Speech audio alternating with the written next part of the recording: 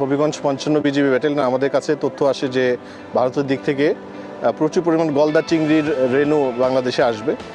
তো এটা জানার পরে আমরা সীমান্তর ৫ কিলোমিটার অভ্যন্তরীণ মুক্তিযুদ্ধ চত্বরে আমরা তল্লাশি চেকপোস্ট স্থাপন করি এবং দেখতে পাই ৩টি গাড়িতে বিপুল পরিমাণ রেণু বাংলাদেশে অভ্যন্তরে ঢাকার দিকে নিয়ে যাওয়া হচ্ছিল। তো তাৎক্ষণিকভাবে আমরা রেণুগুলো জব্দ করি। ওনাদের যে আইন আছে এই আইন অনুযায়ী এটা পানিতে অবমুক্ত করতে হবে। এটা আমরা এখন পানিতে অবমুক্ত করব। এটার বাজার দর আনুমানিক ২ কোটি টাকার ঊর্ধ্বে হবে। এখানে কয়েক লক্ষাধিক রেণু আছে। তো অদূর ভবিষ্যতেও আমাদের তৎপরতা থাকবে।